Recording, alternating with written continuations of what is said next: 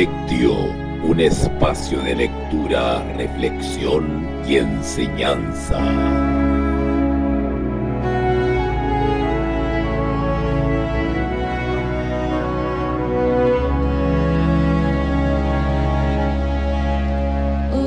Muy buenas noches, estimados alumnos, seguidores, hermanos en Cristo. Qué gusto de nuevamente poder conectarme a pesar de algunos problemillas técnicos que he tenido con mi cámara. Pero bueno, al parecer hoy día está de buen humor la cámara y me permitió usarla. Así que pues saludos a Michael también, que está aquí ya en primera fila. Tenemos a Michael en primera fila. Me dice acá, buenas tardes, profesor, en primera fila para aprender palabra de Dios. Excelente, excelente, en primera fila. Así tienen que estar siempre los alumnos, en la primera fila. Nada de sentarse atrasito, allá. No. En primera fila para evitar distracciones periféricas y estar siempre con los sentidos encima del profesor. Así que maravilloso, maravilloso. ¿Ok? Bien, pues voy a iniciar con una publicidad, una pequeña publicidad, para de ahí dar inicio a nuestra tercera parte de el análisis que estamos haciendo de Primera de Juan, capítulo 3, del versículo 1 al 24, donde queremos saber, queremos investigar, queremos profundizar sobre quiénes son los hijos del diablo. ¿Quiénes son los hijos del diablo? ¿Ok? Así que vamos a estar, de alguna manera, investigando eso bíblicamente, y ya hemos tenido una introducción, el lectio parte 1 de Primera de Juan 3, del 1 al 24. Tuvimos el lectio 2, ¿ok? El lectio 2, que ya está disponible en nuestro segundo canal Veritano. Y vamos hoy día con la tercera parte, y me parece a mí que vamos a tener una cuarta, ¿vale? Vamos a tener una cuarta, y eso sería ya... no sé si mañana, voy a confirmar, porque mañana tengo un día bastante pesado con clases, entonces son muchas horas hablando por cámara y a veces la garganta ya no me da más, ¿vale? Recuerden que habilitamos un tercer canal de YouTube, ya que el segundo canal está siendo atacado, alguien lo ha denunciado y han llegado algunas advertencias al segundo canal, y eso es muy delicado porque en ese canal tenemos harto material muy importante y no se perdería. Así que tenemos abierto un tercer canal cuyo link ya compartí en el grupo oficial Comunidad Veritana. Así que por favor suscríbanse, porque si llegan a echar abajo el segundo canal, tenemos el tercero. El primero no lo cuento porque el primero es un canal como de promoción, de publicidad, donde subimos todo el material público, ¿vale? En cambio, en el segundo canal tenemos material público y tenemos material privado. Es más delicado. Y en el tercer canal, ahí vamos a subir también material público y también privado de respaldo. Así que a suscribirse al tercer canal, no sea que el segundo desaparezca y ustedes queden así perdidos y se pierdan las transmisiones y se pierdan todas las publicaciones, ¿vale? Así que a suscribirse a ese tercer canal.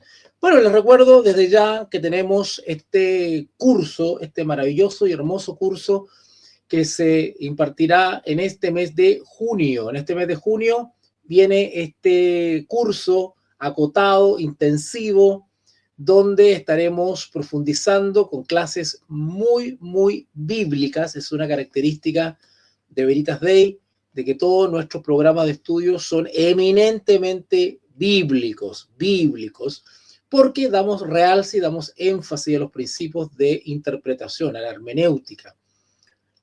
Veritas Day está, por lo menos en Chile, y hasta donde lleguen nuestras transmisiones, queremos reivindicar los principios sanos de interpretación que yacen en la sana doctrina. La Escritura nos entrega principios de interpretación para poder entenderla correctamente. Esos principios son los que los profesores de Veritas Day estamos aplicando, ¿ok? Así que este curso de escatología bíblica intensivo, agotado, están todos invitados para que se inscriban, ¿ok? Se inscriban. Vamos a estar tratando sobre el nuevo orden mundial. Vamos a también estar tratando sobre vamos a estar tratando también sobre el anticristo, ¿ok?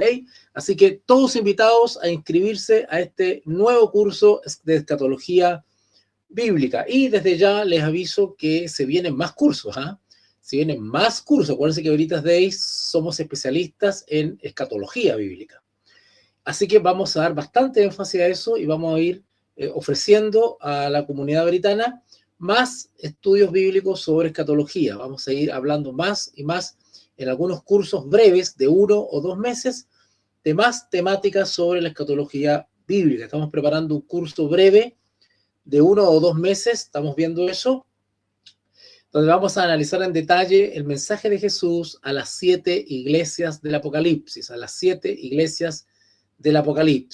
Y también las trompetas, ¿verdad? Y la adoración celestial, el rollo y el cordero, capítulo 4 y capítulo 5 de Apocalipsis. Todo eso lo vamos a estar incluyendo en algunos cursos, ¿ya? Bien, pues, entonces, acá también tengo para ofrecerles mi libro, Gog y Magog. En este libro trato bíblicamente estas menciones que hace no solamente el Nuevo Testamento, sino también el Antiguo Testamento. ¿Quién es o quiénes son o qué significa o de qué se trata Gog y Magog? ¿Ok? Este es un análisis bíblico y teológico definitivo. ¿Ok? Van a aprender ustedes cuál es la correcta aplicación, cómo entender correctamente, tanto en el Antiguo como en el Nuevo Testamento, esto de Gog y Magog. Es una información bastante interesante que nos aporta detalles sobre esto de Gog y Magog. Así que para que puedan ustedes tener una visión bíblica, histórica, muy hermenéutica sobre Gog y Magog. ¿Okay? Y por supuesto que también tengo mis libros Protesto y Teología Vera,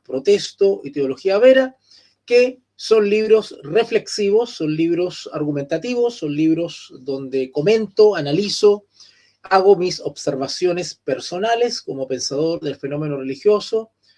Es un libro bastante crítico, bastante directo, bastante ácido, es un libro sin filtros, es un libro que uso un vocabulario bastante directo para analizar la condición espiritual, la condición religiosa, ¿vale?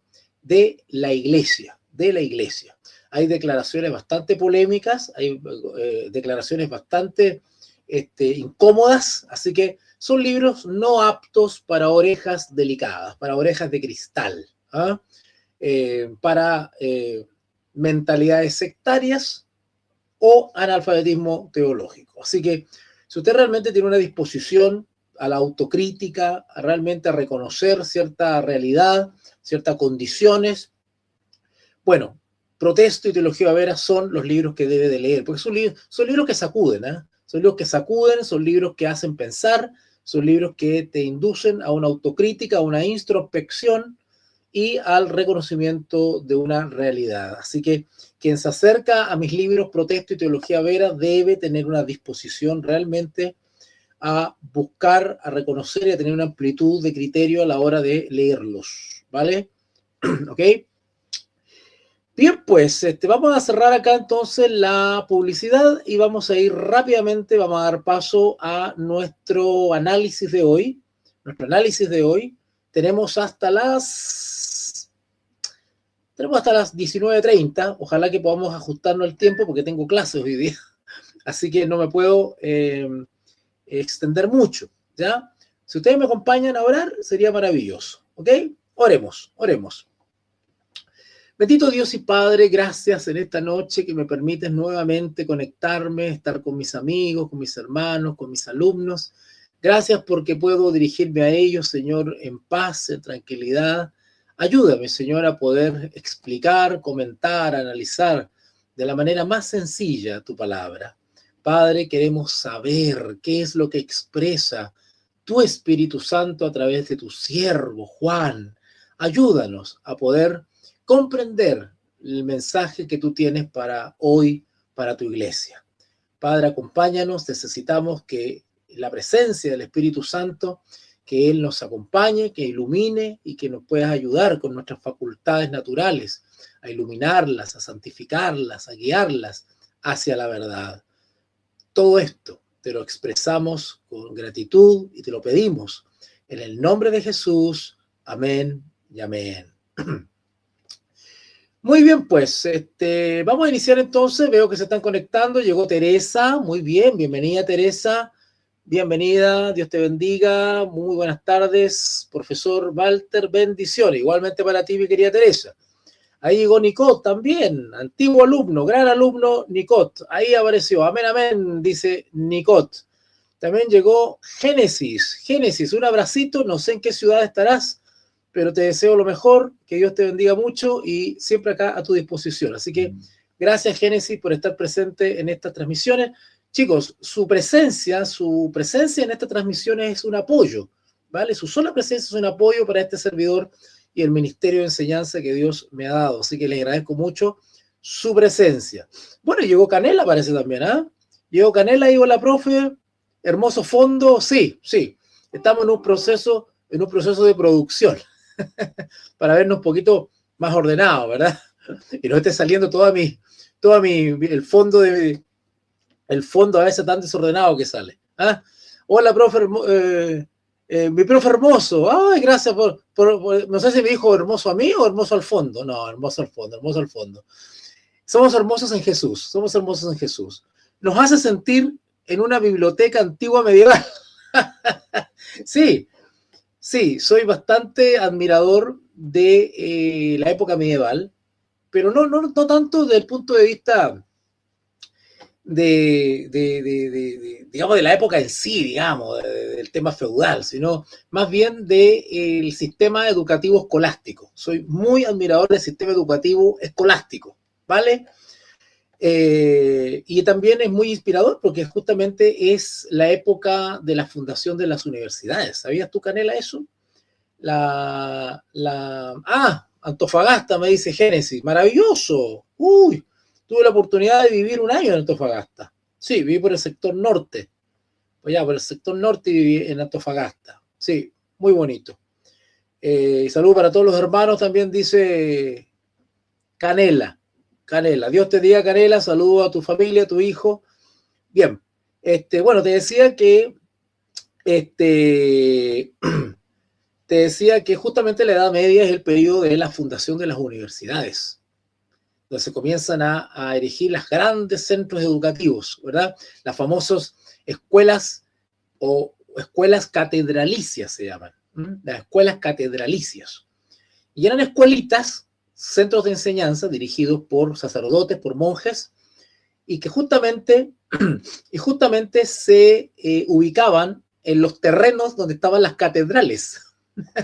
Estaban las parroquias, las catedrales, ¿verdad? Y a un costado dejaban un espacio de terreno habilitado para alguna escuela o universidad. Por eso que se llamaban escuelas catedralicias, ¿no? Que generalmente estaban a un costado de las catedrales. Y eso fue una costumbre por siglos.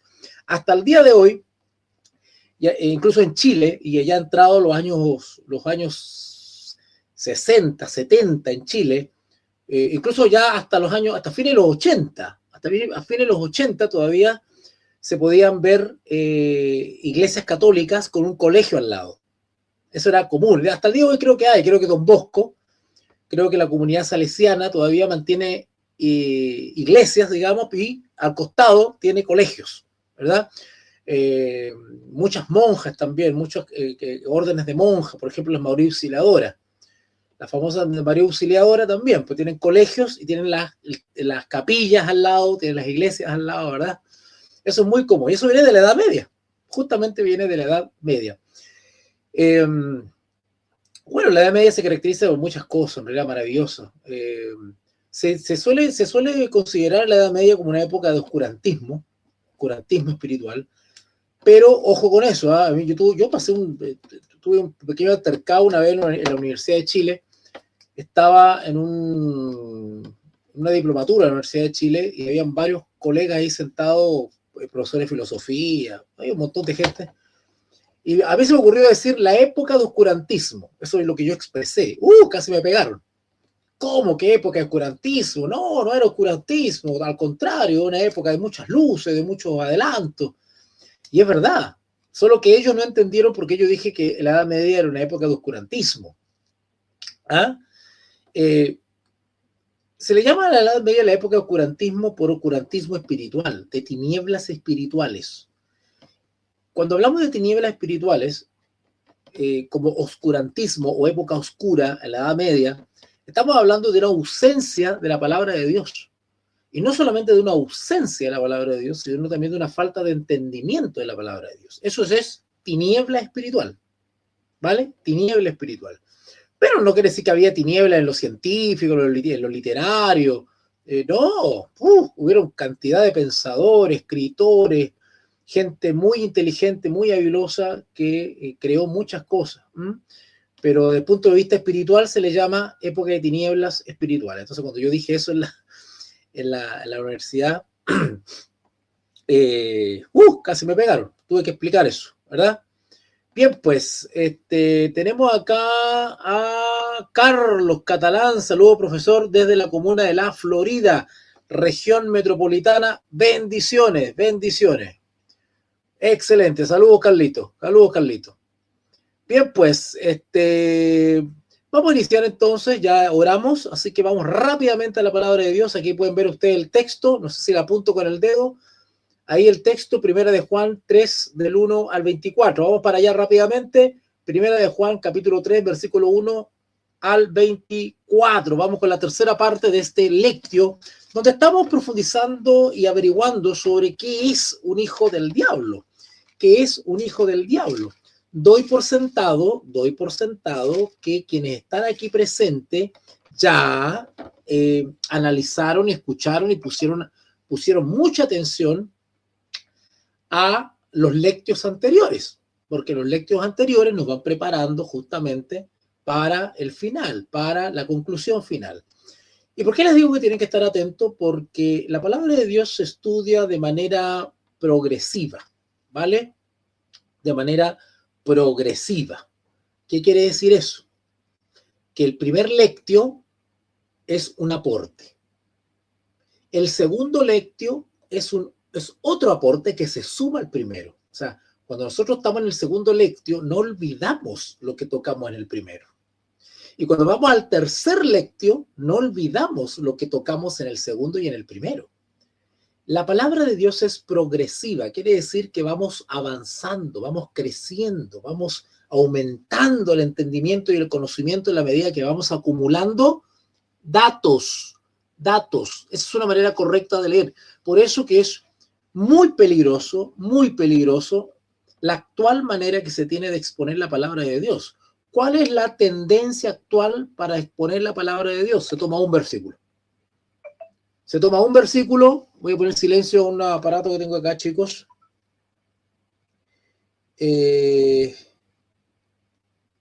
Ok.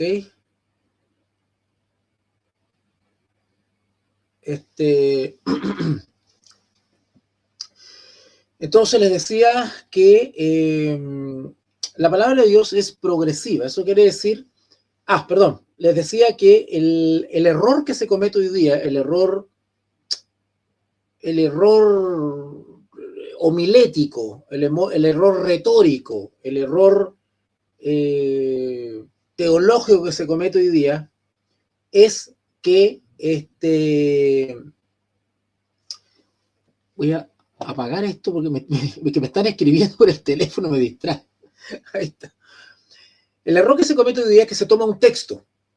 Generalmente cuando usted va a una congregación y la persona pasa adelante a dar un sermón, a predicar, generalmente, ¿verdad? O le dan la palabra, bueno, este asunto es como supersticioso, ¿eh? Así como a la suerte de la olla, así como mala suerte, ¿verdad? Le toca a usted la bendición y pasa adelante el hermano a inventar algo que decir, ¿verdad?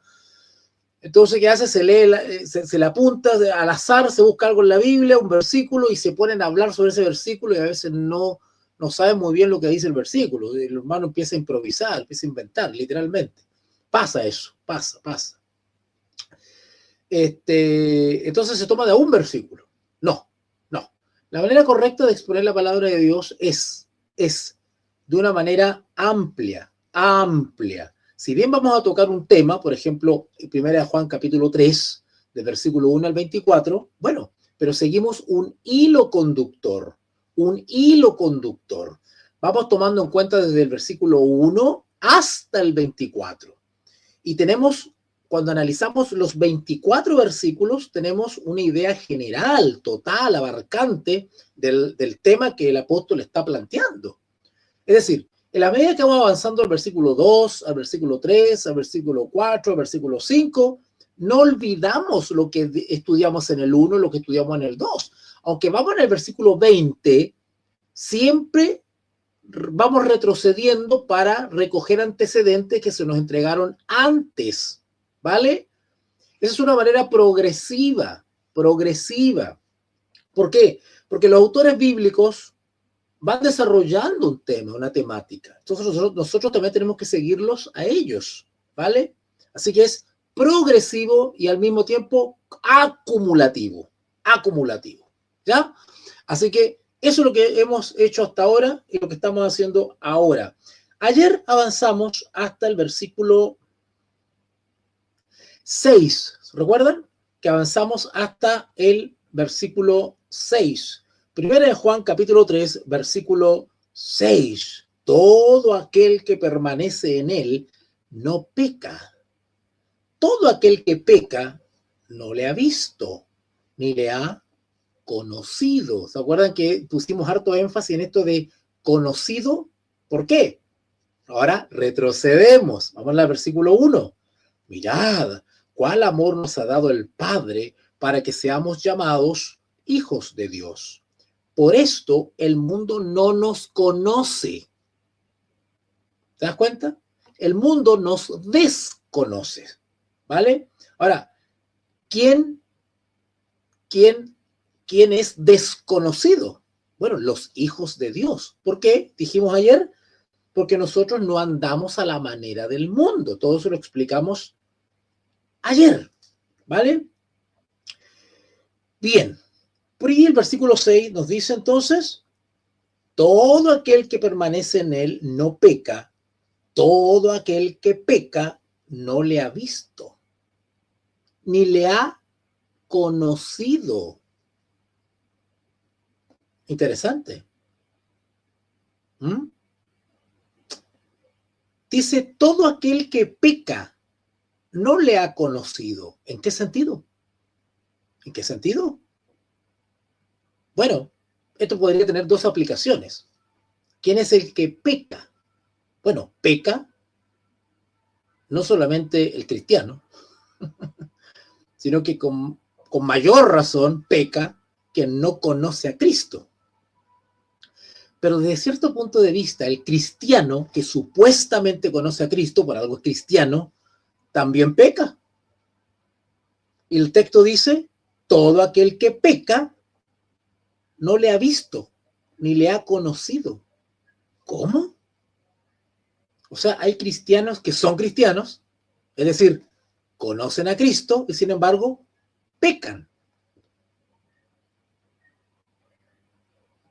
Porque lo normal, espiritualmente hablando, pongan atención por favor, espiritualmente hablando, lo normal, lo común, lo obvio, lo evidente, lo natural, lo espontáneo, es que todo aquel, es decir, creyente, cristiano, que permanece en Cristo, no peca. Esa es la regla general, eso es lo que tiene que suceder, lo que debería suceder. Todo aquel que permanece en Cristo no peca. Entonces, ¿por qué tenemos cristianos que pecan?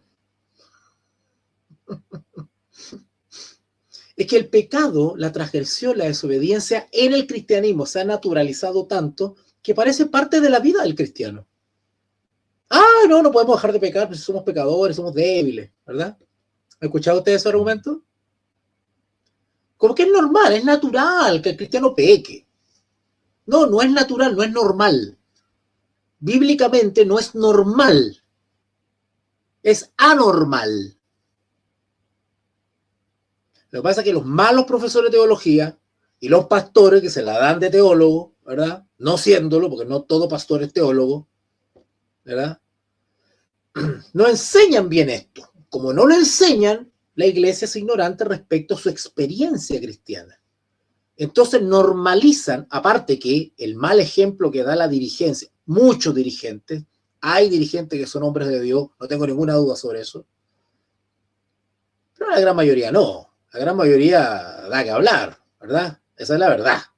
Esa es la verdad. Ellos y la familia. Ese es el problema, que cuando las ovejitas ven mal testimonio en los dirigentes, bueno, la verdad es que no tienen muy buen ejemplo, no tienen muy buena referencia a seguir. Ahora usted me dirá, bueno, tenemos que seguir a Cristo. Sí, es verdad. Pero también nosotros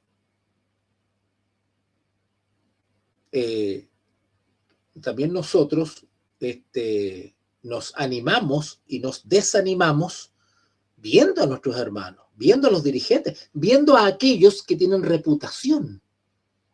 Y si vemos en ellos que son corruptos, que son hipócritas, que son mentirosos, la norma espiritual de la congregación es baja. La norma de la piedad es baja. Entonces, ¿qué me vienen a exigir a mí? ¿O qué me voy yo a autoexigir si estoy viendo que los que son líderes espirituales, pilares, puntales de la fe, son los corruptos? Entonces, si bien el versículo 6, 1 de Juan 3:6, dice, todo aquel que permanece en él no peca, es decir, todo aquel que permanece en Jesús no peca. Nos dice aquí, no debería pecar. No peca, no peca. ¿Y qué es pecado? Versículo 4, ¿verdad? Dijimos que el estudio de la Biblia es progresivo y acumulativo. Vamos para atrás a recordar algo. Versículo 4. Todo aquel que comete, cuando dice todo aquel, es todo aquel creyente.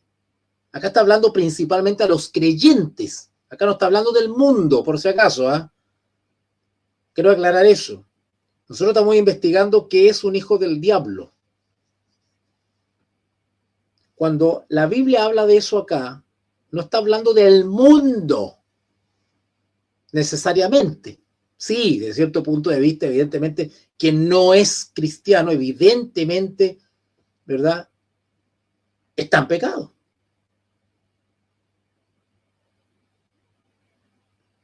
Está en pecado desde nuestro punto de vista. Desde su punto de vista, no. Está bien en el mundo, porque desconoce la ley de Dios.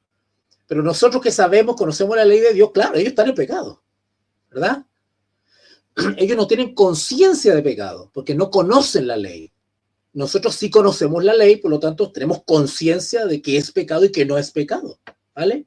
Así que en 1 Juan 3, principalmente se está describiendo a los integrantes de la iglesia. Y en la iglesia hay hijos de Dios y hay hijos del diablo. Y yo quiero aclarar eso. En la iglesia hay hijos del diablo. Hay que decirlo. Y el texto nos está explicando quiénes son unos y otros. ¿Cuál es la diferencia? Vuelvo entonces al versículo 4, 1 de Juan 3:4. Todo aquel que comete pecado infringe también la ley, porque el pecado es infracción de la ley. Ahora, ¿qué dice el 6? Todo aquel que permanece en él, es decir, que permanece en Cristo, no peca. Es decir, nosotros, los que permanecen en Cristo, no cometen infracción de la ley. No pecamos, no transgredimos la ley. Eso es lo normal en un hijo de Dios. ¿Por qué? Porque permanecemos en Cristo, caminamos con Él, somos obedientes. El que peca o transgrede la ley es desobediente. Nosotros no, permanecemos en Cristo y por lo tanto no tenemos por qué pecar, porque permanecemos en Él. Permanecer significa permanecer en su ley, en sus principios, en su verdad. Caminamos como Él quiere que caminemos, por lo tanto, no deberíamos pecar. Si Él nos dice no adulterarás, yo no tengo por qué adulterar. ¿Te dan cuenta? Si adultero es porque no he permanecido en Él. Me he alejado de Él. A ver, quiero explicar esas expresiones. El permanecer en Cristo significa escoger, decidir someterme a Él. Eso es permanecer. Hay algunos que creen que permanecer es simplemente, estar alabando y estar ahí, estudiando la palabra y leer una matutina y estar mandando unos posteos cristianos y permanecer. Orar, cantar, alabar, la cosa religiosa, la cosa de formas, liturgias, externalidades. No. Permanecer en Cristo es lo mismo que estar en Cristo. Es lo mismo, son expresiones similares. Permanecer en Él es lo mismo que estar en Cristo o ser de Cristo. ¿Vale? ¿Qué significa eso? Que estoy subyugado a Él. Soy esclava de Cristo. Y el esclavo y la esclava no tienen voluntad propia. El esclavo y la esclava hacen la voluntad del amo. Voy a ocupar una expresión bien chilena, no se arranca con los tarros, es decir, no hace lo que se le ocurre. La figura del siervo esclavo está tomado justamente de la figura de la esclavitud literal. El esclavo en Roma no tenía voluntad propia, no podía hacer nada si el amo no se lo autorizaba. No podía decir nada, no podía hacer ningún trámite, ninguna diligencia si el amo no lo aprobaba. Y todo lo que hiciese el esclavo, todo lo que hacía el esclavo, todo lo que decía el esclavo, tenía que apuntar a beneficiar al amo. O sea, no podías hacer o decir nada que perjudicase a tu amo. Así era la esclavitud, el esclavo, en el tiempo de Roma. Entonces, cuando el esclavo realizaba alguna diligencia, algún trámite, o realizaba algún oficio, algún trabajo, algún mandado, era porque estaba autorizado por el amo. El esclavo no hacía nada de su propia ocurrencia, su propia voluntad. Todo tenía que remitirlo al amo. Entonces, cuando dice acá el texto 6, 1 Juan 3:6, todo aquel que permanece, el que permanece es el que permanece esclavo, sometido, subyugado a Cristo. Todo aquel que permanece, por lo tanto, si yo vivo haciendo la voluntad del amo, no peco.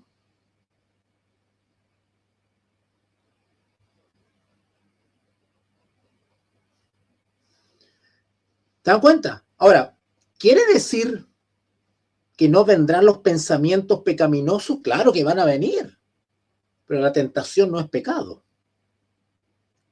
¿Vale? El Hijo de Dios debe eliminar incluso hasta los deseos, el pensamiento a pecar. Eso es una lucha que ocurre acá. Y eso tiene que ser vencido. Cuando viene el mal pensamiento, ¿verdad? Debe ser combatido. Debe ser combatido en el nombre de Jesús. El tema es que cuando le damos mucha vuelta, el pecado se concreta, termina concretándose y ahí se concreta el pecado. Se concreta el pecado, la transgresión de la ley. ¿Vale? ¿Vale? Entonces, la expresión todo aquel que permanece en él es todo aquel que está sumido en la voluntad de Dios.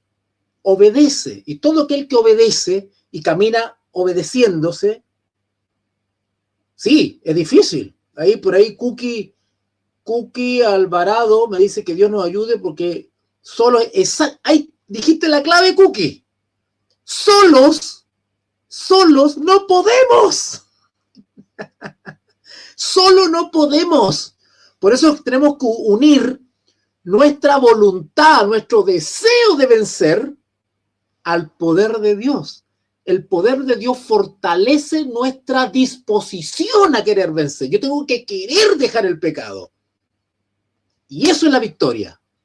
Esa es la victoria. Por favor, vamos rapidito. A propósito de lo que me dice Cookie acá. Vamos a San Juan, sobre una parábola hermosa del Señor Jesús, donde explica esto. En el Evangelio según San Juan, hay una parábola. San Juan capítulo 15. Por ahí Isaac dice, por eso que la Biblia dice, hijitos, estas cosas os digo para que no pequéis. Exactamente. Pero si alguno hubiese pecado, ya voy a explicar eso ya, que si alguno hubiese pecado, ¿ya? Si alguno hubiese pecado. Ya voy a hablar sobre eso ya.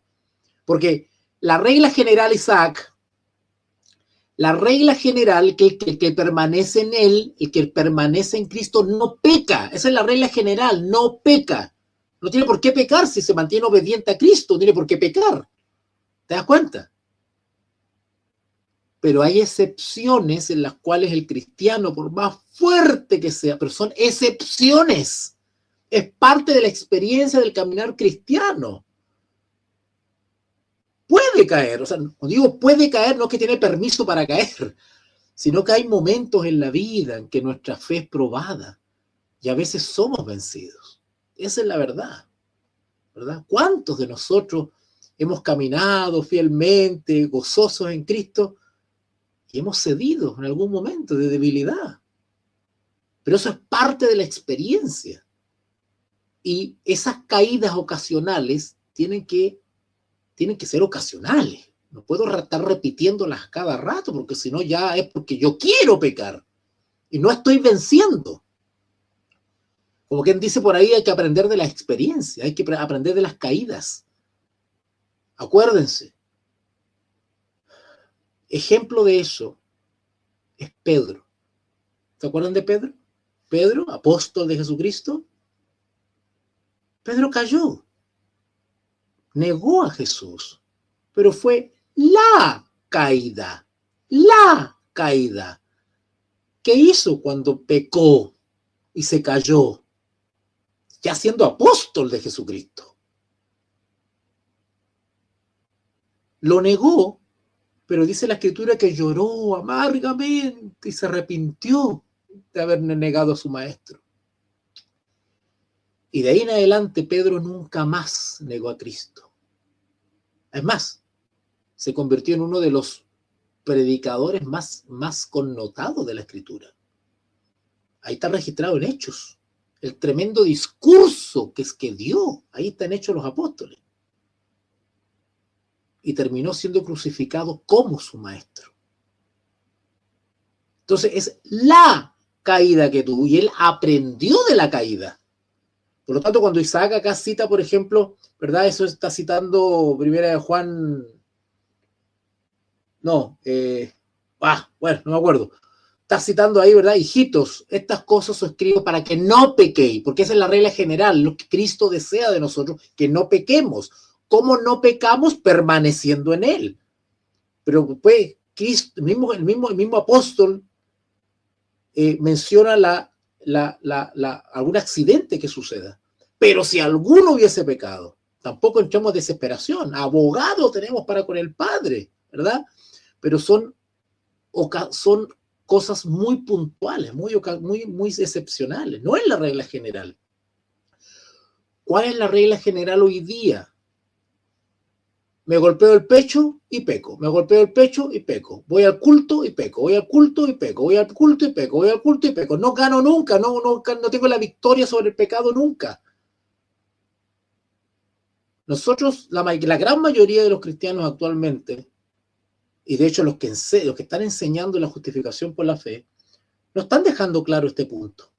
Por eso tenemos malos testimonios en la iglesia, porque no se da énfasis al ganar la victoria sobre el pecado. No se está dando énfasis a eso. Acuérdense que a mis alumnos les he enseñado, muchos de ustedes les he enseñado, que la verdadera guerra espiritual, exacto, se juega con la gracia de Dios, exactamente. Oye, que están habilosos, ¿eh? Pues se nota que son alumnos míos. Acuérdense, chicos, que la verdadera guerra espiritual no es la que cuentan los parlanchines, estos evangelistas, estos que mojan los micrófonos, que andan con la toalla, tirando salida para todos lados. Esos artistas no tienen idea de lo que hablan, ¿vale? Son retóricos nomás, retóricos, ¿vale? No enseñan nada. La verdadera guerra espiritual no es la que enseñan los parlanchines. No. ¡Fuego! ¡Que caiga fuego! ¡Guerra espiritual! ¡Fuera! ¿Cómo te llamas? Y andan echando demonios y andan viendo cosas raras por todos lados. No, eso no es guerra espiritual. Es falso.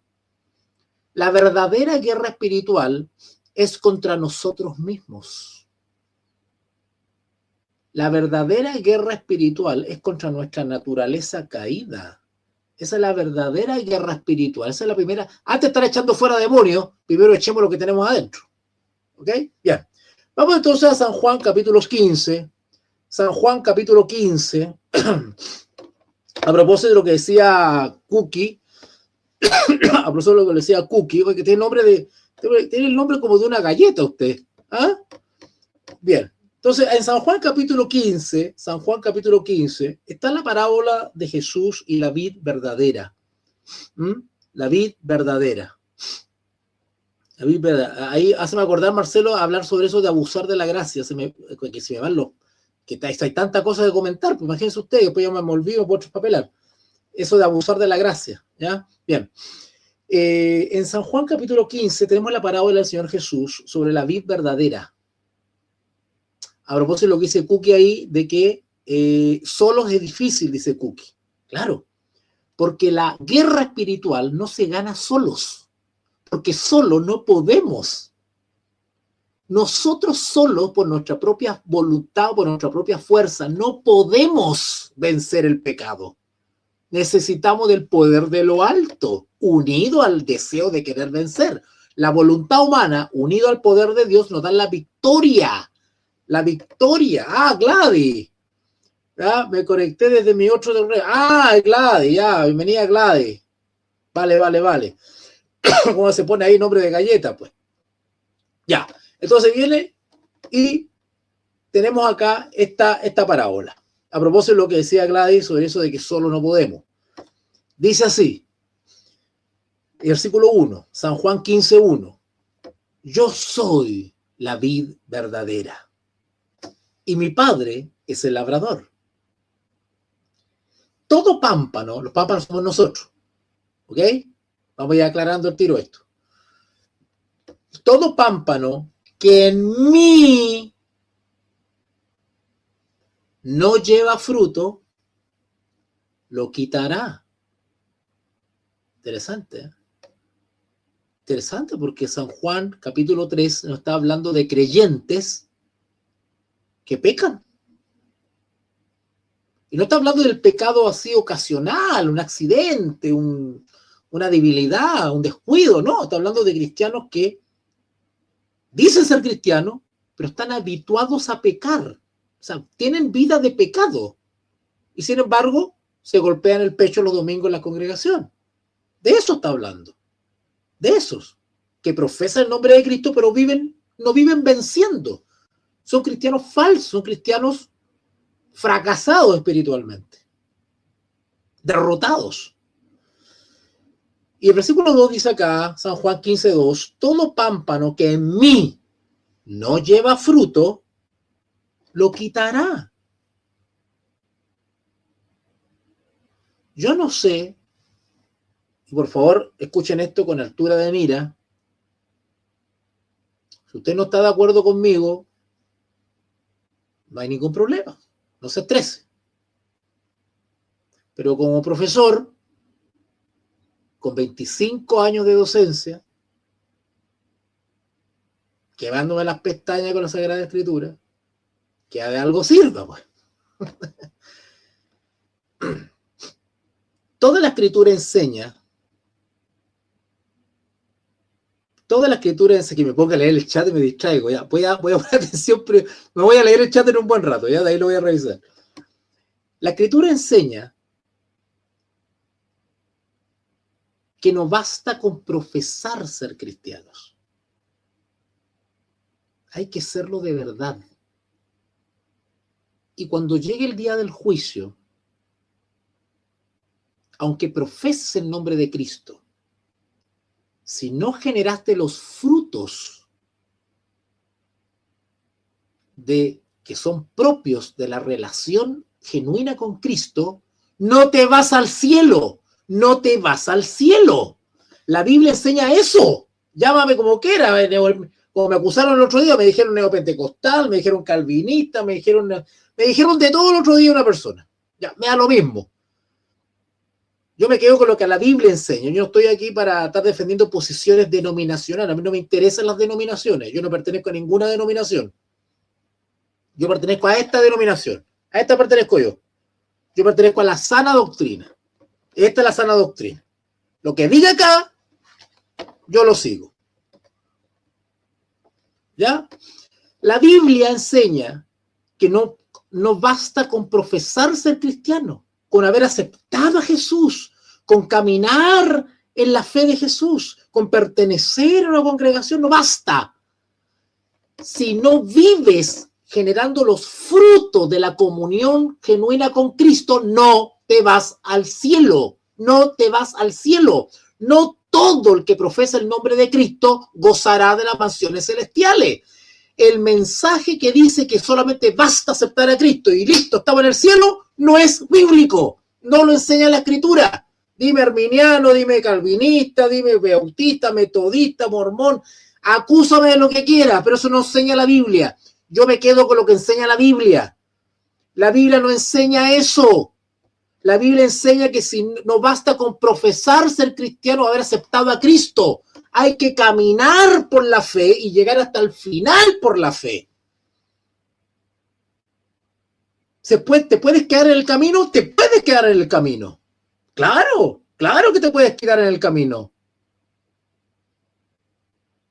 Claro que sí. Chicos, acuérdense que ayer estudiamos o citamos Mateo 7. El famoso Mateo 7. En tu nombre hicimos demonio, en tu nombre, en el nombre de Cristo. Hacían milagros. ¿Y qué le dijo Cristo? Cristo, nuestro Señor. Le dijo a otros que profesaban el nombre de Él. ¿Qué les dijo? No os conozco. Hacedores de maldad.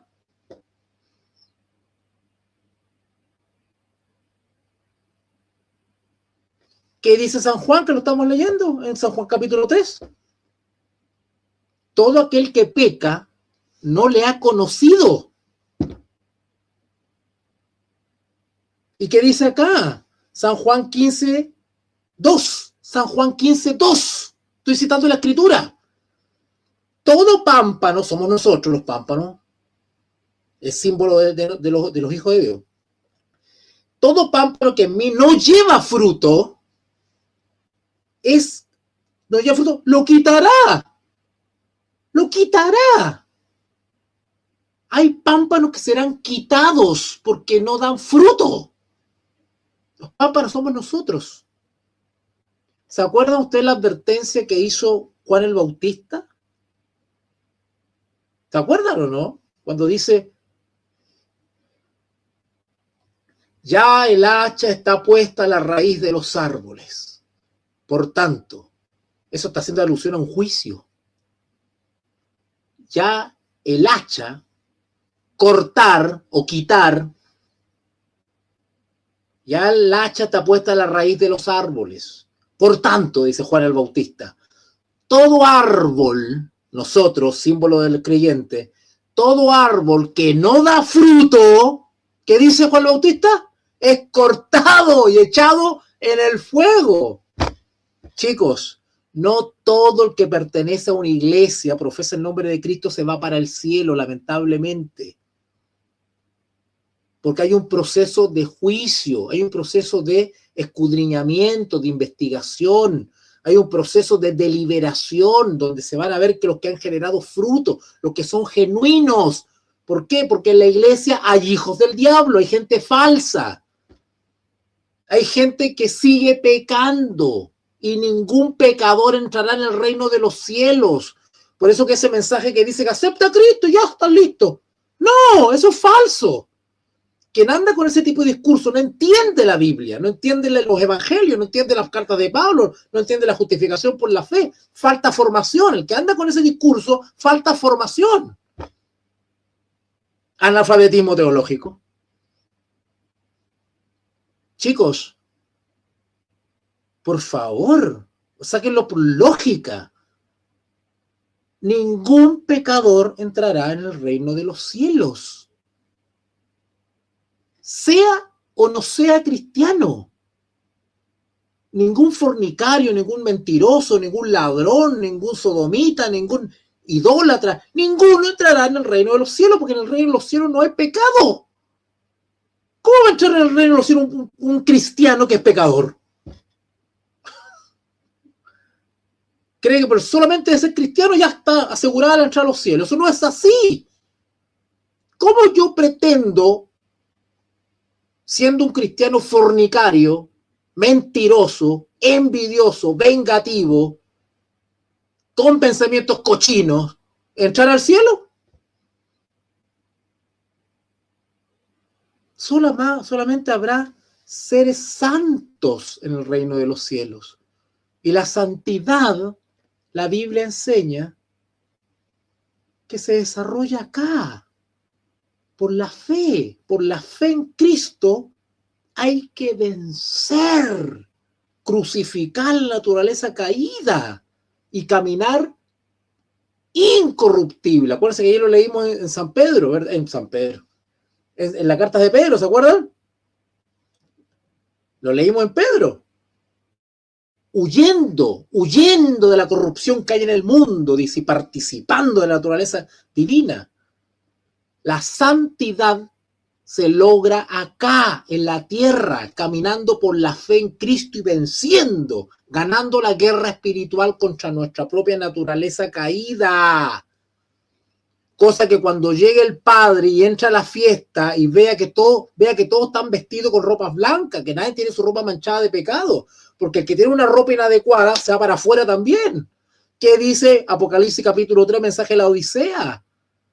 Por cuanto no eres ni frío ni caliente, te vomitaré. Hay un rechazo. Muchos, miles, millones de que profesan el nombre de Cristo serán rechazados. No se van al cielo. ¿Por qué? Porque el diablo ha metido en la iglesia una falsa justificación por la fe. Ay, solamente acepta a Cristo, no importa cómo vivas. Basta con aceptar a Cristo, tal vez perdona, es amor, misericordia, así no importa. No. ¿Qué dice? Volvamos otra vez, no perdamos San Juan 15, tengo que volver ahí. Pero ¿se acuerdan ustedes? Todo aquel que permanece en él no peca. No peca, esa es la regla general. Todo aquel que permanece en Cristo no peca. Ahora, porque pecamos, vamos a perder la esperanza. No. Pero seamos como Pedro.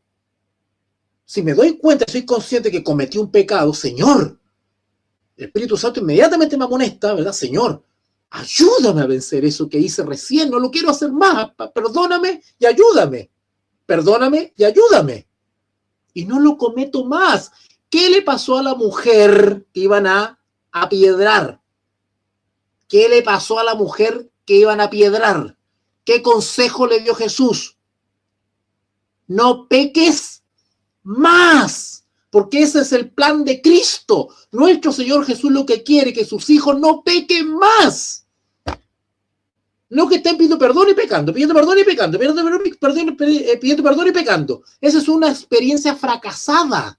Es un cristiano falso. Era fornicario en el mundo, es fornicario en la iglesia. Se agarraba a puñete con carabinero en el mundo, se agarraba a puñete también siendo cristiano. Es ordinario en el mundo, es ordinario adentro de la iglesia. Era envidioso afuera, es envidioso adentro. ¿Dónde están los frutos? ¿Dónde está la victoria? Jesús le dijo a la mujer, no peques más. ¿Vale? El mensaje bíblico es, el que permanece realmente en Cristo no peca. Y eso también nos puede llevar a otra parábola. ¿Se acuerda usted la parábola de la semilla, de la semilla de la palabra? La semilla que da fruto y la que cae en buena tierra. Todo aquel que permanece en él no peca. ¿Por qué? Porque la palabra ha hecho sus buenos frutos, cayó en buena tierra. ¿Vale? Termino con San Juan capítulo 15, San Juan capítulo 15, y de ahí leo los comentarios porque si no me distraigo, ¿ya? San Juan capítulo 15, yo soy la vid verdadera, mi padre es el labrador, San Juan 15:1, San Juan 15:2, todo pámpano que en mí no lleva fruto, lo quitará. Y todo aquel que lleva fruto, ¿se dan cuenta de los contrastes? El que no lleva fruto lo quitará. El que lleva fruto lo limpiará. Para que lleve más fruto. Mire qué lindo. ¿Qué significa eso? Que si el Señor me ha dado la victoria sobre la envidia, bueno, vamos por más. Señor, ayúdame a no ser vengativo. Señor, ayúdame a refinar mi carácter, mi temperamento. Ayúdame a ser más comprensivo, a ser más tolerante. Ayúdame, transforma mi ser semejante a ti. Vamos por más, vamos venciendo uno, vamos venciendo otra cosa, y vamos venciendo otra cosa, y el Espíritu Santo nos va ayudando. Ahora te falta esto. ¿Y cómo el Espíritu Santo nos habla? Bueno, nos habla la conciencia, nos vamos dando cuenta, ¿verdad? Ay, estuvo mal lo que hice. No lo hago más. Señor, ayúdame a no reaccionar más de esta manera, porque no es propia de un hijo tuyo, ¿verdad? Y vamos venciendo y vamos perfeccionando nuestro carácter a semejanza de Cristo. Acá dice, todo aquel que lleva fruto lo limpiará. Es decir, nos limpiará de la envidia, nos limpiará de todo pecado y nos hará llevar más frutos. Versículo 3, San Juan 15:3. Ya vosotros estáis limpios por la palabra que os he hablado. ¿Vale? Es decir, los discípulos, acá le está hablando a los discípulos, ¿verdad? Ya estáis limpios por la palabra que os he hablado. Los discípulos aceptaban por la fe las palabras de Cristo, ¿verdad? Eran justificados por la fe. Ahora, noten lo que dice acá a propósito de lo que dice Gladys. Versículo 4, San Juan 15:4. Permaneced en mí. ¿Qué decía en San Juan, en primera de Juan 3? ¿Qué decía? El que permanece en él no peca. ¿Qué dice acá? San Juan 15:4. Permaneced en mí y yo en vosotros. Como el pámpano no puede llevar fruto por sí mismo, lo que decía Gladys, nosotros solos no podemos generar frutos. Podemos dejar la droga por un mes, pero vamos a recaer de nuevo, porque estamos luchando con nuestras propias fuerzas. Necesitamos de un poder externo que fortalezca nuestra voluntad debilitada por el constante hábito del pecado. Practicamos tanto ciertos pecados que ya estamos esclavos de ese pecado, no tenemos fuerza para vencerlo. Necesitamos el poder de Dios que nos fortalezca la voluntad para vencer ese pecado. Y es una lucha porque va a venir el pensamiento, van a venir las ganas, va a venir el deseo, la tentación va a venir, es una lucha. Y esa lucha se tiene que obtener la victoria sobre esa debilidad. Pero solo no podemos, si luchamos solo, lo único que vamos a lograr es recaer. Pero ¿qué dice la Escritura? Que en Cristo somos más que vencedores. ¿Ah? Somos más que vencedores, ¿verdad? Quien dice que no se puede vencer, que no se puede ser santo, que no se puede vivir sin pecado, es un falso evangelio. Y está negando, y le está restando poder a la sangre de Cristo. Quien anda diciendo que no se puede vencer, que no se puede ser santo, quien anda con ese falso evangelio, está negando poder, le está restando poder a la sangre de Cristo. Porque la Escritura dice que en Cristo somos más que vencedores. Él nos da la victoria sobre todo pecado. ¿Por qué? Porque Jesús venció. Está de parte de nosotros el que venció.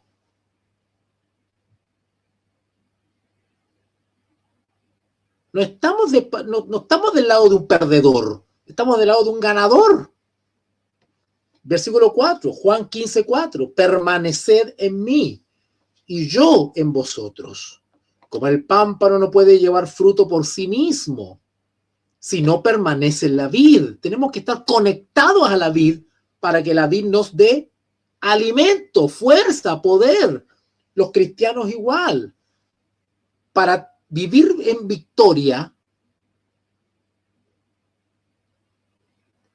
hay que mantener una sumisión a la voluntad de Dios, sumiso, esclavo de Cristo. Lo que Él diga yo lo hago. No, ya no vivo yo. ¿Te das cuenta?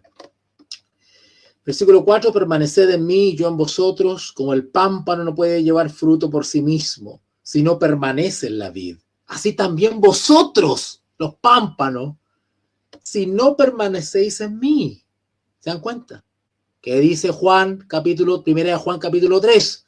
Todo aquel que permanece en mí no peca. Todo aquel que permanece en él no peca. ¿Qué dice el 4 acá? San Juan 15:4. Permaneced en mí y yo en vosotros. Como el pámpano no puede llevar fruto por sí mismo si no permanece en la vid, así también vosotros si no permanecéis en mí. La clave para la victoria sobre las debilidades naturales es la sumisión, la rendición a Cristo, su palabra, lo que Él dice.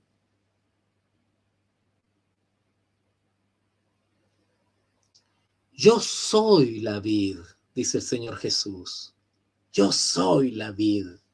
Vosotros, los pámpanos. El que permanece en mí y yo en él, este lleva fruto, mucho fruto. Porque separados de mí, nada podéis hacer. Por eso le daba la razón a Gladys. Solo no podemos, ¿verdad? Volvemos a Primera de Juan. Voy a leer algunos comentarios aquí porque están bien animados, parece. Con tanto sofista espiritual, dice Isaac, con tanto sofista espiritual, escuchar palabras sanas, pero a Dios, gracias por la verdadera doctrina. Literalmente, José huyó, exactamente, muy buen ejemplo, Isaac. Literalmente, José huyó de la fornicación. Y Apocalipsis dice, bienaventurados aquel que lava sus ropas, exactamente, en la sangre del cordero, exactamente. Por eso que en la parábola que recién leímos de los pámpanos de la vid, dice, ¿verdad? El que en mí permanece, lo limpiaré y le haré más frutos, ¿verdad? Perfecto. Gladys me dice, seguir a Cristo también es una disciplina constante. Exacto. ¿Qué tal? Oiga, ustedes se nota que son alumnos de Veritas de ella. Se nota. Acá nuestra hermana Gladys nos dice, seguir a Cristo también es una disciplina constante. Exactamente. Señor mío, quisiera alargarme hasta las 12 de la noche a hablar con ustedes, pero tengo clase a las 20. Chicos, por favor, pongan atención a lo que dice acá el comentario. Tiene mucha de verdad. La victoria sobre la naturaleza caída la crucifixión de la carne. Cuando hablamos de la carne, estamos hablando de la naturaleza caída, los propios deseos, las propias inclinaciones. Esa es la carne, ¿vale? Carne son los deseos naturales, ¿vale? La victoria sobre la carne exige una lucha diaria, momento tras momento, hora tras hora, minuto a minuto. En un minuto puedo estar estudiando la palabra de Dios y en el minuto siguiente hay una invitación al pecado. Esto es rápido. Por eso que la Escritura dice, velad, velad. Porque el diablo anda como el león rugiente buscando a quien devorar. Entonces tenemos que estar siempre atentos. Tenemos un enemigo externo, los demonios, Satanás, pero tenemos un enemigo interno, nuestra naturaleza caída, que es la peor. Nuestro principal enemigo no es el diablo. Es enemigo, pero no es el principal. Nuestro principal enemigo y nuestro principal objetivo a derrotar es nosotros mismos. Entonces, cuando usted escuche a un parlanchín hablando de guerra espiritual y ¡ay, guerra espiritual! Yo lo declaro, yo lo decreto, echa fuera, fuera, fuera. Primero tiene que sacarse el demonio que tiene adentro. Tiene que dejar primero de acostarse con las hermanas, de estarse metiendo la plata al bolsillo, de estar haciendo un montón de cosas que a veces, ¿verdad? Entonces, ojo con eso. Ojo con eso. Si tú quieres que realmente el Espíritu Santo obre maravillas, porque esa es la otra, oh, Señor mío, hay un evangelio tan tergiversado. Se cree que el bautismo del Espíritu Santo o la presencia del Espíritu Santo necesariamente tiene que manifestarse en que Él te use a ti, así de manera extraordinaria, que salga poder de ti. Esa es una idea distorsionada de los frutos o de la obra o de la presencia del Espíritu Santo en la vida. Esa es una distorsión del evangelio. Ese es un evangelio falso, supersticioso, fantástico. Es un evangelio Dragon Ball. ¿Vale? Es un evangelio Dragon Ball. Así lo vamos a poner ahora. ¿Ah? La verdadera evidencia de la presencia del Espíritu Santo en la vida son los frutos, la victoria sobre el pecado, la victoria sobre nuestras debilidades es la principal característica de la presencia del Espíritu Santo en la vida. No andan echando fuego por la boca. ¿Qué haces con echar fuego por la boca y eres un envidioso? ¿Eres un violento? Mateo 7. En tu nombre escupimos fuego. En tu nombre hicimos caer oro del cielo. En tu nombre llenamos estadios. En tu nombre bautizamos 2.000 personas. Pero no fue por el poder de Dios. ¿Qué le dijo Jesús? Apartaos de mí, no os conozco. Eran creyentes, hablaban en el nombre de Jesús, actuaba un poder sobrenatural en ellos, pero no eran de Dios. Y a usar el nombre de Jesús en tu nombre. Y Jesús les dijo, no os conozco. Usen el nombre mío, pero ellos no son míos.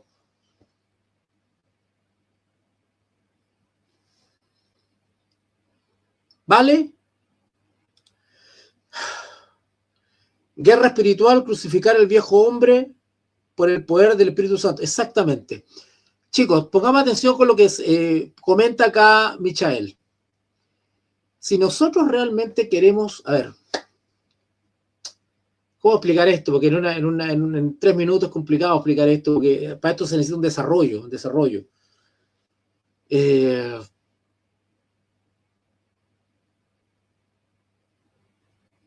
¿Han escuchado ustedes esa expresión, la llenura del Espíritu Santo? ¿La han escuchado? Uno está lleno del Espíritu Santo.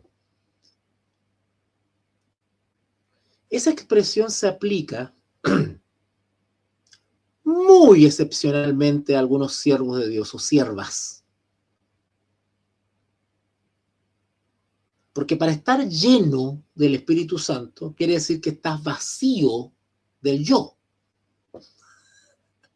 Porque no mora yo, mora el Espíritu Santo. Ya no vivo yo. ¿Te dan cuenta? ¿Por qué Jesús podía sanar a un ciego?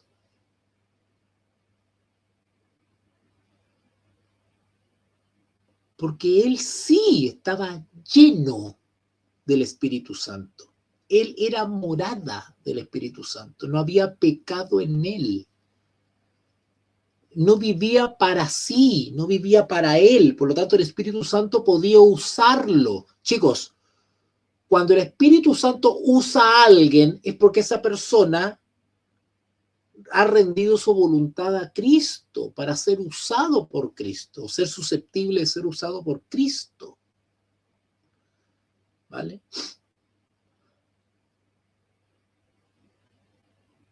Ya, me voy yendo del tema. Avancemos un poco, chicos. Primera de Juan capítulo 3, versículo 6, Primera de Juan 3, 6. Todo aquel que permanece en él no peca. Todo aquel que peca no le ha visto ni le ha conocido. ¿Ya? Hijitos, nadie os engañe. Interesante, ¿eh? Hay algunos que están engañados. Creen que son de Cristo, pero no lo son. Creen que son de Cristo porque actúa un poder en ellos y pueden hacer milagros. Creen que son de Cristo, pero no son de Cristo.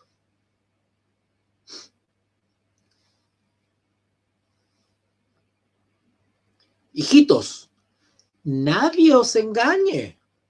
Es decir, con un falso evangelio, con una falsa concepción de lo que es la verdad. El que hace justicia, es decir, el que hace, quiere decir obra, acciones, testimonio personal, conducta personal, actos humanos. El que hace justicia quiere decir el que obra justamente, el que vive justamente, el que vive conforme a la norma, el que actúa de manera justa. El que hace justicia es justo. Como él es justo. ¿Se dan cuenta el ejemplo que tenemos que seguir? Como Jesús es justo. Este es un hijo de Dios. Chicos, cuando yo estoy acá describiendo al que es hijo de Dios, por contraste, saquen inmediatamente qué es lo contrario. Un hijo del diablo. ¿Verdad? Versículo 8. El que practica obra, acción, el que practica, ¿ah? Debo leer el chat, ¿ya, chiquillos? Debo leer el chat. Versículo 8, 1 Juan 3:8. El que practica actos, testimonio personal, acciones, conducta, obra. Repito esto porque la iglesia, los anticristos o falsos maestros, tienen traumadas las congregaciones.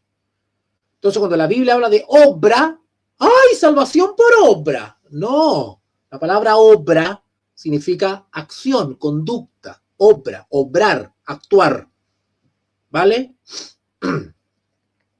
El que practica el pecado, ¿qué dice el texto? ¿Qué dice el texto? El que practica el pecado es del diablo. Chicos, acá no está diciendo el cristiano que cae ocasionalmente, excepcionalmente, porque se descuidó, porque un momento de debilidad. Chicos, es parte de la experiencia. Acá está hablando del creyente que peca continuamente, que se golpea el pecho y después está adulterando. Está hablando del derrotado, del fracasado, el que se golpea el pecho, que habla con la Biblia bajo el brazo, el que predica bonito, pero es débil, es pecador, es sucio. Está dominado por alguna pasión. Es el derrotado, el fracasado.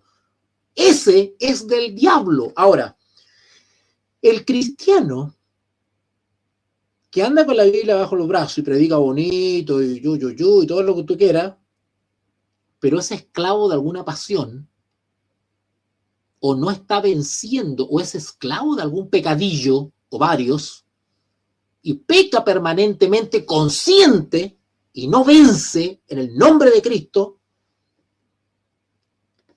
es susceptible de ser usado por el diablo. Porque no es de Dios, es del diablo.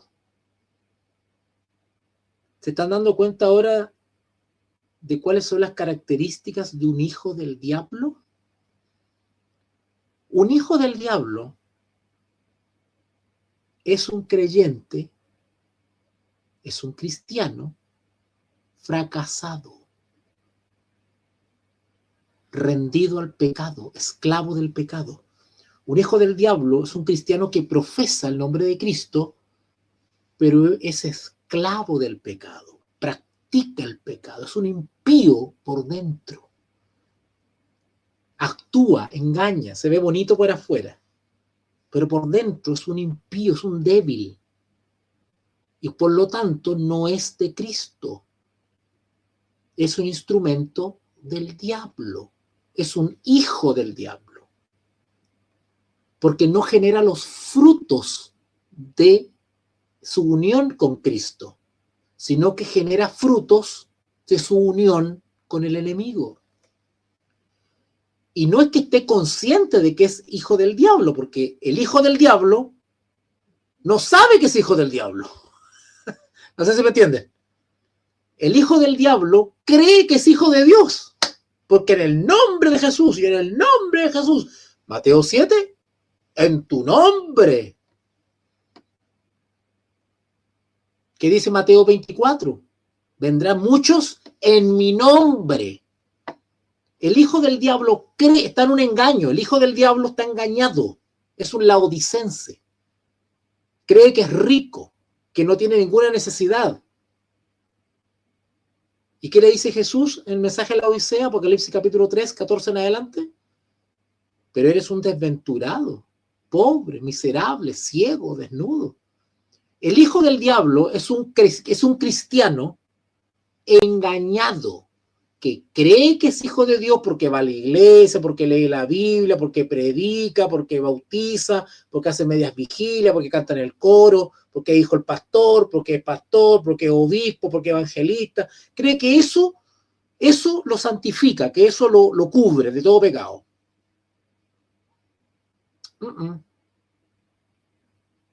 Pero la realidad es otra. La realidad es que no sabe que es un hijo del diablo y están dentro de la iglesia. Y como son hijos del diablo, porque son esclavos de sus pasiones, no esclavos de Cristo, entonces son instrumentos del enemigo dentro de la iglesia. ¿O porque cree usted que tenemos violaciones, incesto, adulterio dentro de la iglesia, robo, sinvergüenzura? Porque hay hijos del diablo dentro de la iglesia. Os digo dentro de la iglesia, me estoy refiriendo dentro de cualquier congregación, dentro del cuerpo de Cristo, cualquier iglesia, a eso me estoy refiriendo. Iglesia, congregación, ¿ya? Primera Juan 3, 8, perdón. Primera Juan 3, 8. El que practica el pecado es del diablo, porque el diablo peca desde el principio, es decir, siguen su ejemplo. Ahora, para esto apareció el Hijo de Dios, para deshacer las obras del diablo. ¿De qué manera el Señor Jesús vino a este mundo a deshacer las obras del diablo? Muy sencillo. Rescatando rescatando a los que están bajo el dominio de Satanás. Cuando el Señor Jesús echaba fuera demonios, estaba deshaciendo las obras del diablo. Estaba disputando el terreno, el territorio a Satanás. Y eso es lo que estaba haciendo el Señor Jesús. Cuando nosotros vencemos el pecado por el poder de Cristo, Cristo está deshaciendo las obras del diablo. El diablo lo que quiere es esclavizarnos en nuestras pasiones y deseos. ¿Y qué quiere Cristo? Deshacer las obras del diablo, romper las cadenas de esclavitud del pecado y libertarnos. Eso es lo que quiere Jesús.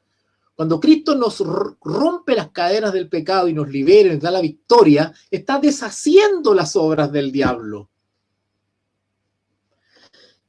Versículo 8, 1 Juan 3:8.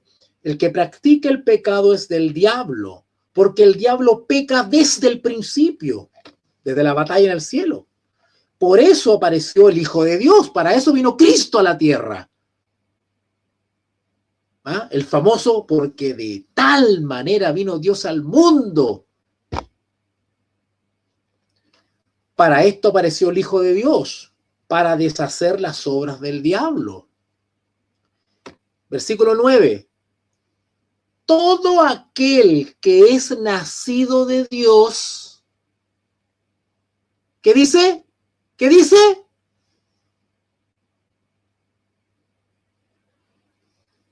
No practica el pecado. ¿Qué dice el versículo 6? Todo aquel que permanece en él no peca. Versículo 9. Todo aquel que es nacido de Dios no practica el pecado. ¿Están captando la diferencia entre el Hijo de Dios, entre los hijos de Dios y los hijos del diablo? ¿Están captando?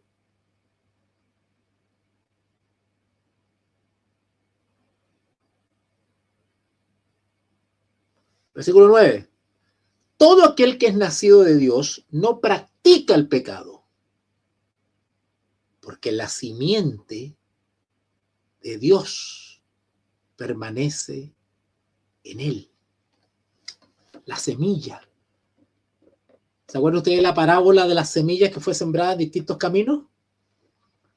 Bueno, los que son verdaderamente nacidos de Dios, la semilla de la palabra, la simiente, ha caído en buena tierra. ¿Qué significa que la semilla cayó en buena tierra? Que la palabra que cayó en buena tierra y ha dado buenos frutos. Quiere decir que no hemos sido oidores olvidadizos. Leemos la voluntad de Dios en la palabra y la ponemos por obra, por práctica. Así hablad, así haced. El que tiene oído, oiga. Es decir, somos oidores obedientes, ¿verdad?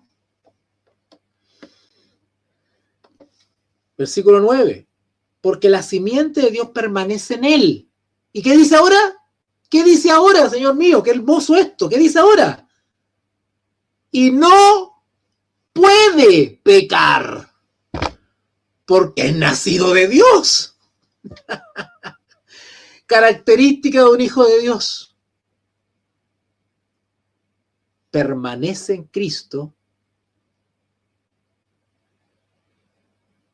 es nacido de Dios, porque la simiente de Dios permanece en él, la palabra ha dado fruto, no es oidor olvidadizo, y por lo tanto no puede pecar, no peca, porque es obediente. La característica de un hijo de Dios es que hace suya la palabra, tal cual como la hizo Jesús, vive la palabra. Los principios del evangelio son una realidad en la vida. Lo contrario es ser un hijo del diablo. Mucho bla bla, poca vida, poco testimonio, poco fruto. Y por sus frutos demuestran, los conoceréis, demuestran que no son hijos de Dios. Son hijos del diablo. Versículo 10, 1 Juan 3:10. En esto se manifiestan, es decir, en esto nos damos cuenta. En esto se manifiestan los hijos de Dios y los hijos del diablo. O sea, todo lo que hemos estudiado es para que Juan diga, para que se den cuenta el contraste entre un hijo de Dios y un hijo del diablo. Todo aquel que no hace justicia, es decir, que no practica la justicia, que no obra justamente y que no ama a su hermano, es decir, que viola los principios de la ley de amor de Dios, no es de Dios. Por eso que los hijos de Dios no practican la venganza, no nos desquitamos, no pagamos mal por mal. Cuando nos insultan, no devolvemos el insulto.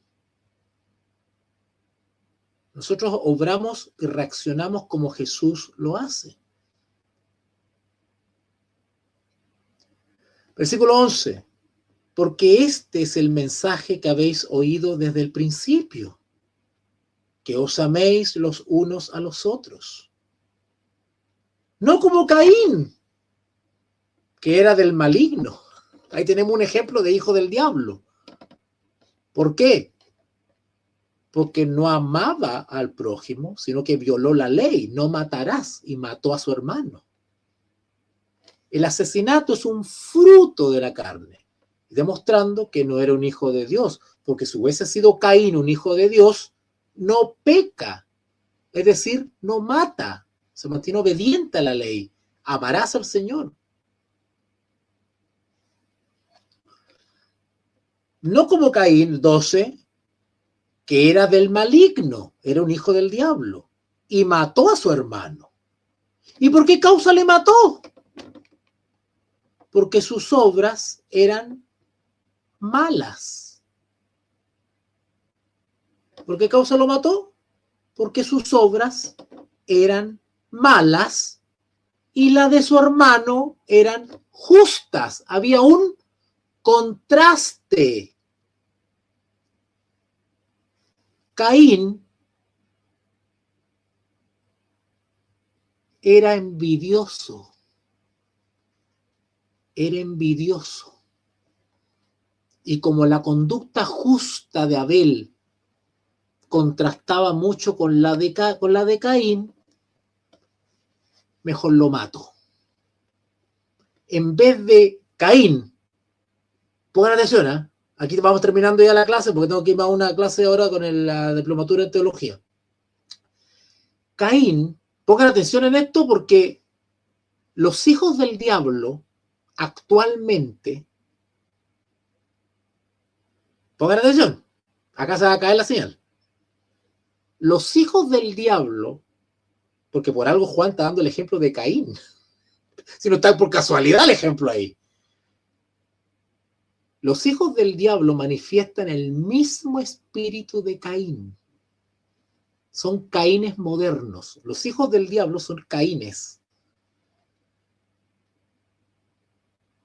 Y uno de los frutos más poderosos en los hijos del diablo es la envidia. Porque la envidia es homicida. ¿Cómo me dice usted? Sí. La envidia es asesina. El envidioso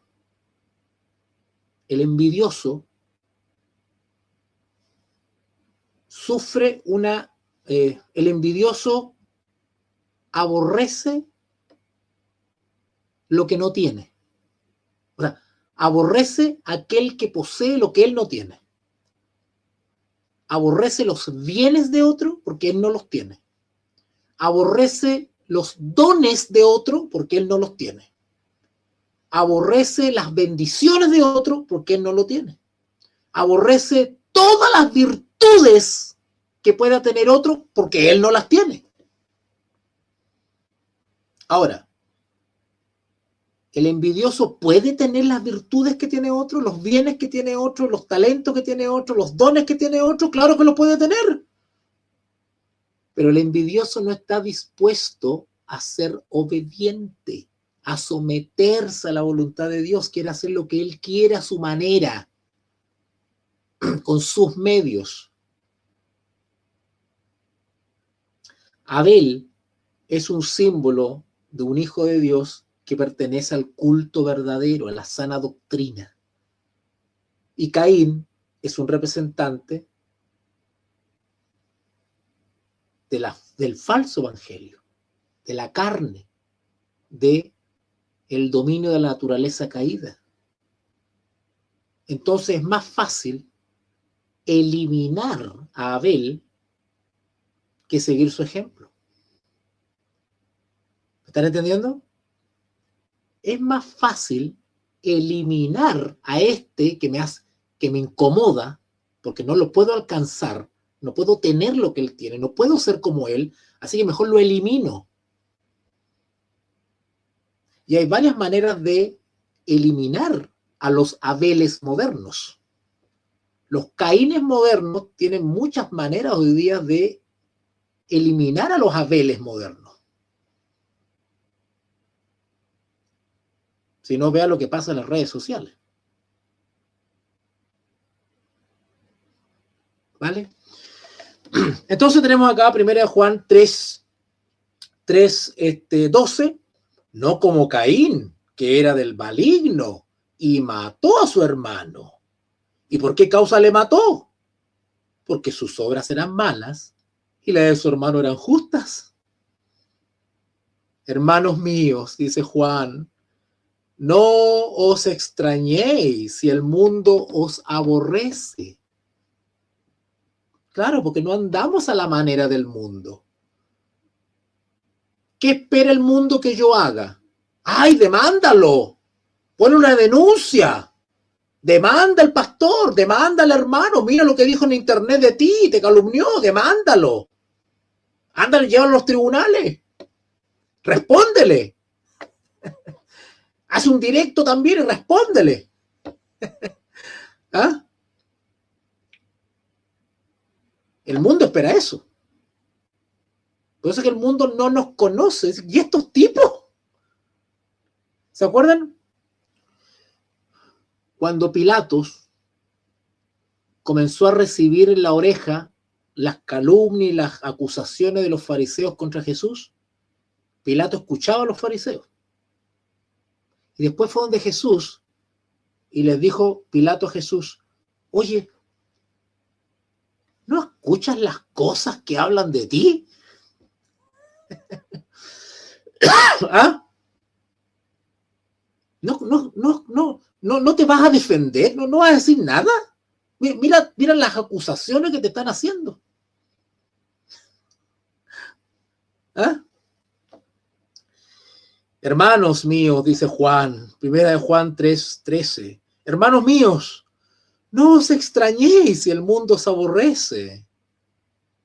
¿Y por qué nos aborrece el mundo? ¿Por qué no nos conoce? Por nuestra conducta recta, porque somos distintos. Reaccionamos de la manera que ellos, no reaccionamos de la manera que el mundo normalmente actúa. Nosotros no actuamos así. Rompemos esa norma. Nosotros sabemos que hemos pasado de muerte a vida, del viejo hombre al nuevo hombre, el nuevo nacimiento. ¿Cómo sabemos? ¿Cómo sabemos que hemos pasado de muerte a vida? ¿Cómo sabemos? Acá dice el texto, 14. Con esto termino.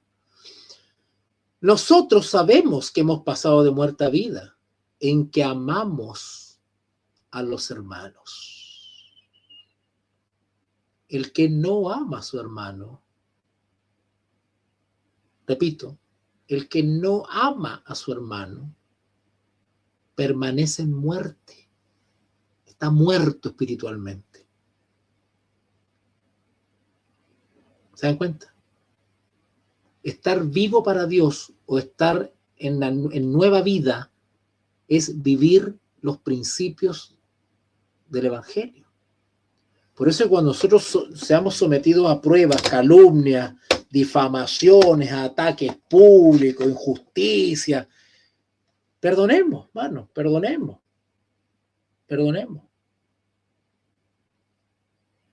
El Señor Jesús no vino para condenar al mundo, sino para que el mundo sea salvo por él.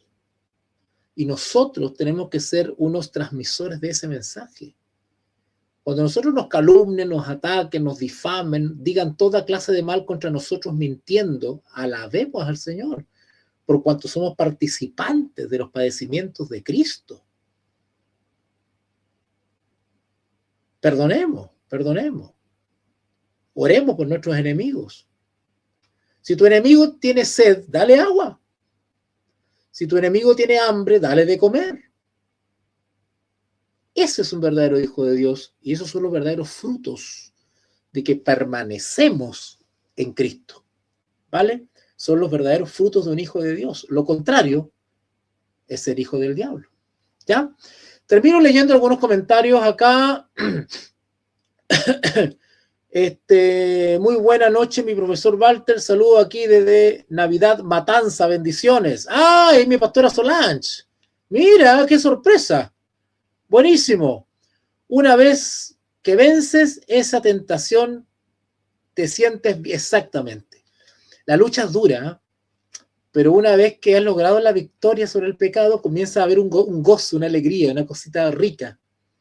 Una cosita rica de que ya tienes una carga menos, una mugre menos en la mente, en el cuerpo. Una cosa maravillosa, un alivio. Un alivio.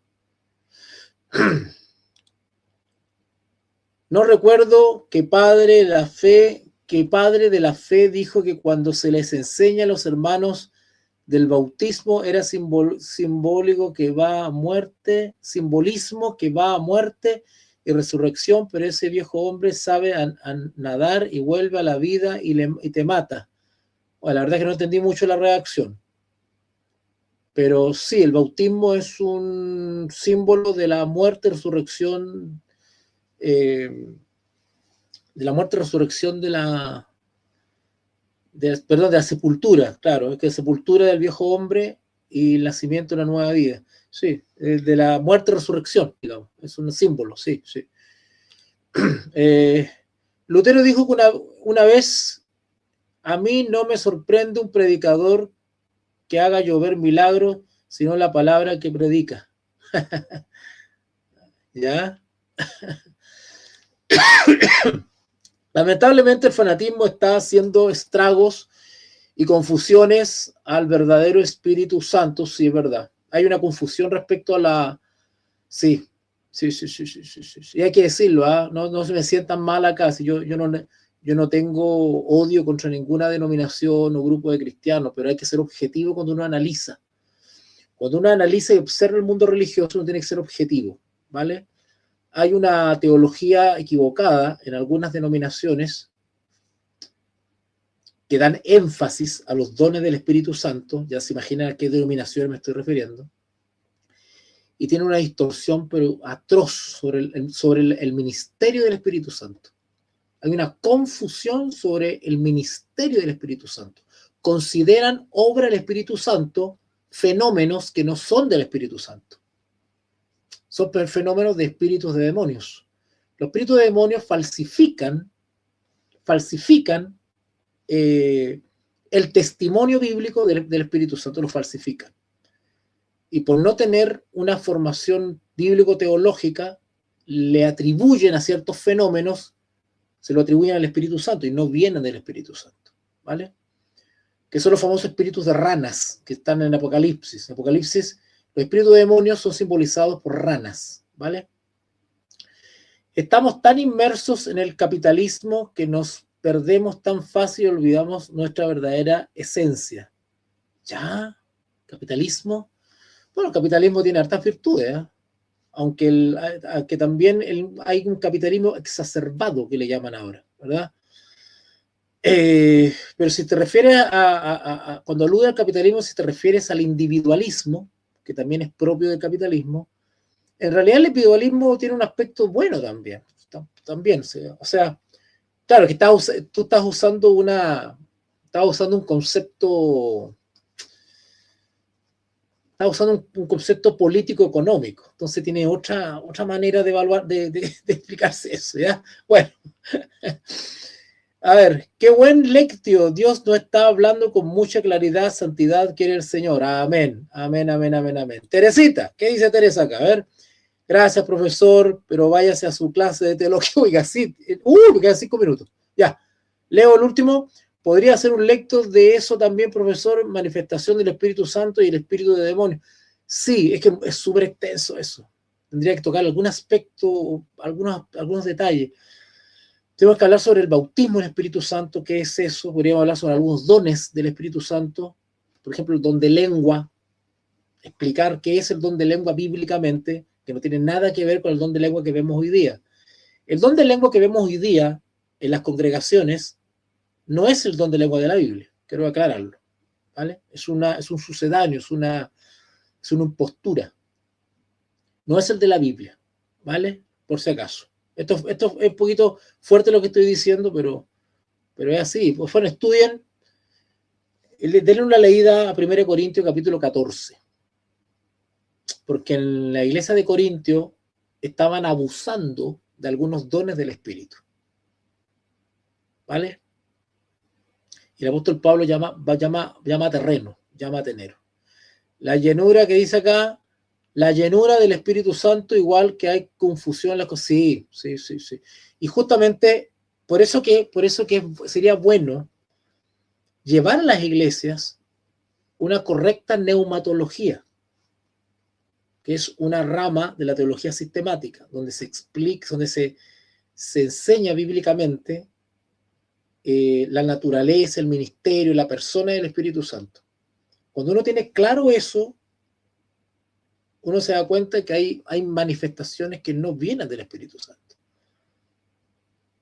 Existe el mito que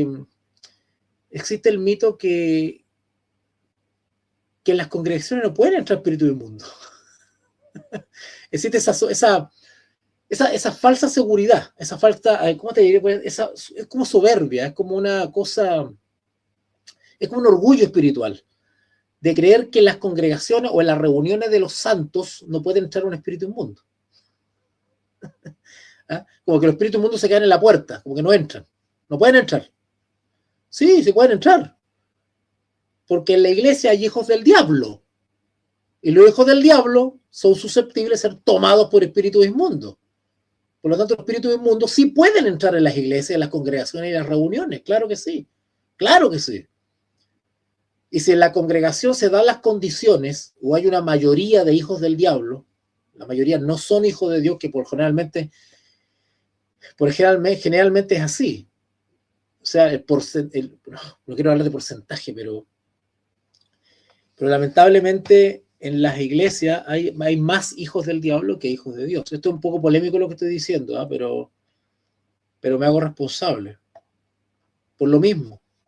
No estoy cuestionando la fe y la experiencia de los cristianos, chicos, sino que estoy diciendo que la Biblia describe la condición actual de la iglesia y no es buena. Y eso redunda en una proliferación de hijos del diablo. Y si dentro de la iglesia hay hijos del diablo, son usados por espíritus de demonios dentro de la iglesia. ¿Vale? Y por lo tanto un demonio que habita en el cuerpo de un cristiano, de un profeso cristiano, puede realizar todo tipo de manifestaciones. Pues, lean la Biblia. ¿Qué tipo de manifestaciones pueden provocar los espíritus inmundos en el cuerpo? ¿Qué tipo de cambios, qué tipo de fenómenos puede producir un demonio en el cuerpo de una persona? Entonces, en una congregación tenemos hijos del diablo que son habitación de demonios, su cuerpo es habitación de demonios, el demonio puede hacer cosas a través de esa persona. ¿Vale? Ya, chicos, los voy a dejar, tengo que retirarme. Lectio, un espacio de lectura, reflexión y enseñanza.